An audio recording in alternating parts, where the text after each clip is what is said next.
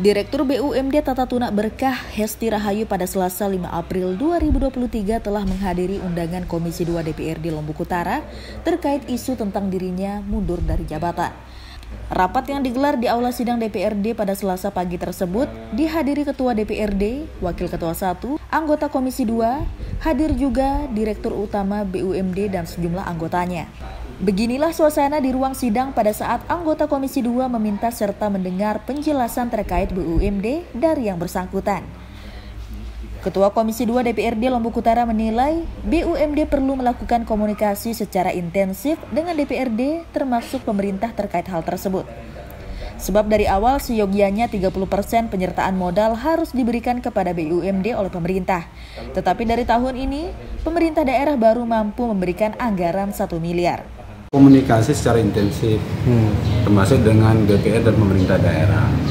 Nah, karena di awal seyogyanya 30% itu harus diberikan penyertaan modal oleh pemerintah daerah sebanyak 3 miliar.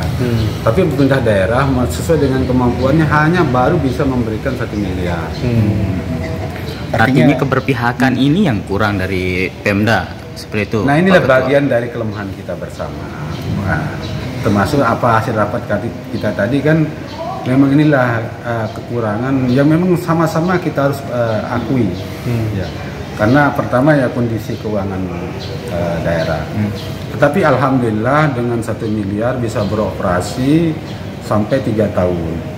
Dan tadi sudah sangat jelas disampaikan oleh Ibu Direktur tentang apa-apa yang dilakukan, kegiatan-kegiatan apa, usaha-usaha apa yang dilakukan selama beliau menjabat jadi Direktur BUMD. Sementara itu, Hesti Dirut BUMD saat ditanya mengaku akan tetap mundur dan tidak akan melanjutkan jabatannya sebagai direktur. Mundurnya bukan tanpa alasan, tetapi menurutnya saat ini ada hal lain yang harus membuat dirinya fokus. Meski begitu, ia percaya di Lombok Utara ini masih banyak kader-kader yang lebih memumpuni dan memiliki terobosan. Tidak melanjutkan, karena ada beberapa hal yang harus saya fokuskan dulu di Mataram. Saya yakin juga banyak kader-kader kok yang lebih mumpuni dari saya, yang punya terobosan-terobosan besar. Kemudian visi misinya juga ini, artinya jangan khawatir terhadap kelanjutan BUMD. BUMD ini sebenarnya dalam tahap posisi tumbuhnya ini memang harusnya dia dikawal, dijaga dulu sebelum dilepas benar. Jadi sebenarnya kita dari awal saya bilang saya sebenarnya bagaimana anggaran ini bukan merupakan prioritas, tetapi bagaimana keberpihakan dulu, itu aja sih. Karena ini kan dia masih mau tumbuh nih. Dan nanti kalau dia sudah seiring, dia sudah mandiri, dilepas is oke, memang dia di rencana bisnisnya sebenarnya nanti di tahun 2024 ini baru bisa launching dia mandiri.